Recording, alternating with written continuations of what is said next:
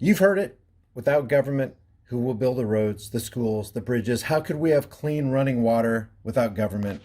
But how about without government, who would waste or lose $2.2 trillion in assets? It's really like 4.4 trillion, but the Hill reports Defense Department fails another audit, but makes progress. Good for you, Johnny. You made a little bit of progress, even though you lost $2.2 trillion.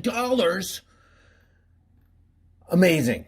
The Defense Department has failed its fifth ever audit, so they're batting 1,000, unable to account for more than half of its assets, but the effort is being viewed as a teachable moment, according to its chief financial officer. A teachable moment, all right?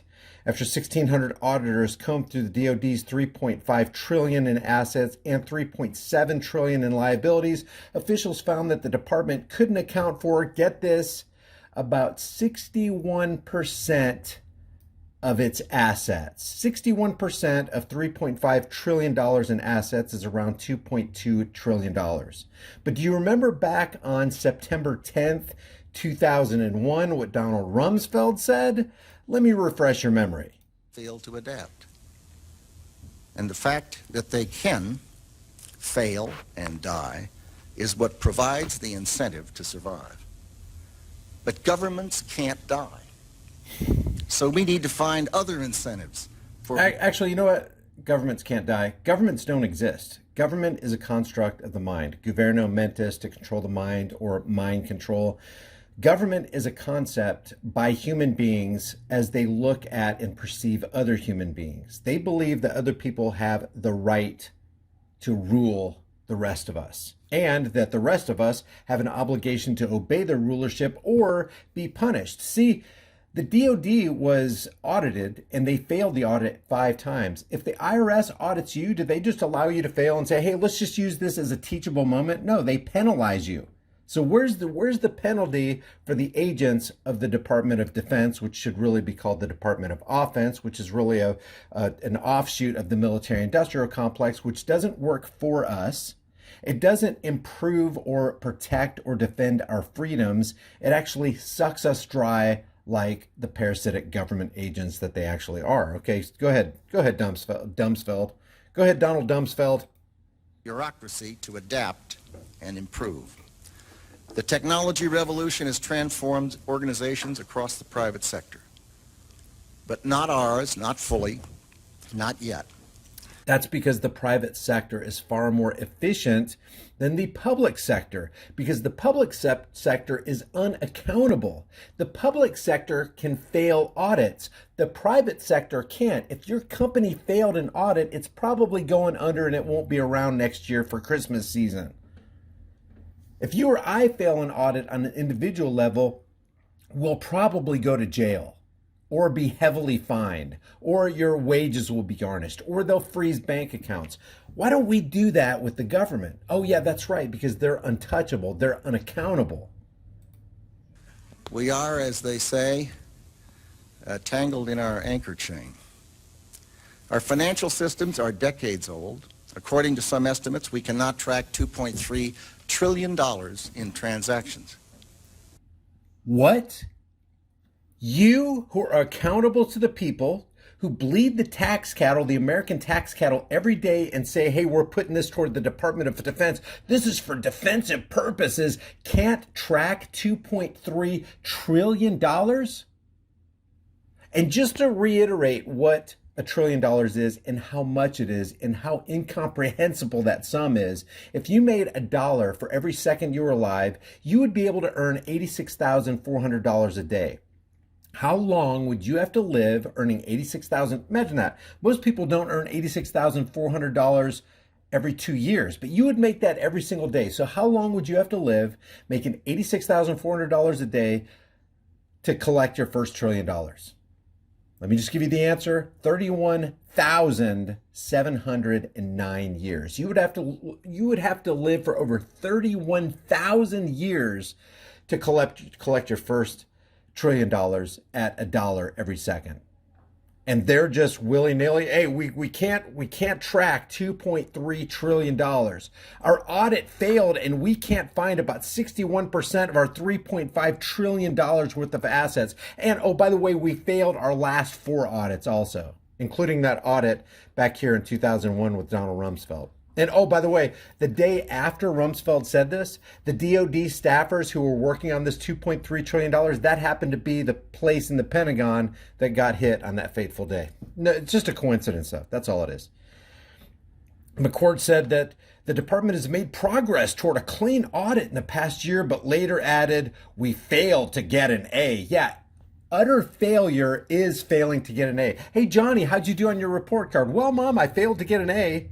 You turn in your report card, Mom and Dad look at it, it's all F's. Of course you failed. You kind of put a good slant on that, didn't you, Johnny? You failed to get an A? Well, you failed, period. I would not say that we flunked, he says. The process is important for us to do, and it's making us get better. It is not making us get better as fast as we want. You don't want to get better. Because if you wanted to, you would have, and you wouldn't be wasting millions or billions, let alone trillions of dollars. Ask yourself, sit there and ask yourself, do we really need this boulder on our backs? Do we really need to be drugged through the mud like this? Do we really need a parasitic creature called government and the agents of government wasting trillions and trillions of dollars of our hard-earned money? Do we really still need to be paying those taxes over there? I think those are legitimate, logical questions. This year's outcome was not unexpected. It's like we expected to fail, but it's not really failure. We just kind of didn't get an A. Federal law since the early 1990s requires mandatory audits for all government agencies, and since fiscal year 2003, all but the DOD have been able to satisfy that requirement. The sheer size and scope of the department, which makes up more than half of the U.S. discretionary spending and has assets that range from personal and supplies to bases and weapons, makes it difficult to audit. In December 2017, defense officials set out to scrutinize DOD books, the first comprehensive audit of the agency in its history. That effort failed the next year and the 4 that followed. They just keep failing and failing and failing. But we want you to know we're making some really good progress. Not as fast as we want, but I wouldn't say that we flunked. And we kind of missed the mark of getting an A, but we're getting there. The agency had never expected to pass. The agency had never expected to pass. Imagine the CEO of your company saying, well, we don't ever expect to pass our audits. Imagine your neighbor in that household next door say, we never expect to pass the IRS audit. Well, what happens when you don't expect to pass? You fail. And then what happens when you fail? You receive the just due of your failure. You receive the consequences in yourself, in that company, in you individually, but the government does not ever receive the consequences. They say, hey, we need to increase the budget. We need more money. It's like, oh, we need more money to what? More money to lose, more money to blow, more assets to, forget about and not be able to inventory and not pass our audits? The agency had never expected to pass. However, due to the accounting issues, officials said could take years to fix. How long? 2 years, 3 years, 4 years, 10 years, 2 decades, 3 decades? How long is it going to take you, Pentagon? Because accounting records need to complete the assessment were not available. All 5 audits received a disclaimer of opinion, though there have been improvements each time. Oh boy. McCord, who serves as the Pentagon comptroller from 2009 to 2017 and again in 2021, said the most recent audit requires 220 in-person visits and 750 virtual site visits by Pentagon officials. And Pentagon officials, hey, don't worry, public. Don't worry, American public. We're going to investigate ourselves and we'll get back to you and let you know what we found. I'm surprised they come back and say, oh, we failed. They could lie to us and say, oh, yeah, we passed. $2.3 trillion of assets missing. No, never heard of it. What they found were several new weaknesses in how DOD accounted for its assets, which includes nearly 2.9 million military personnel, Equipment and weapons, including 19,700 aircraft and more than 290 ships, and physical items, including buildings, roads, and fences, on 4,860 sites worldwide. Increase the budget. The Pentagon needs more money. The Department of Defense is perfectly capable of using every last dollar and making sure that they let the American people know where those dollars go. Oh, that's right. No, they don't. No, they don't.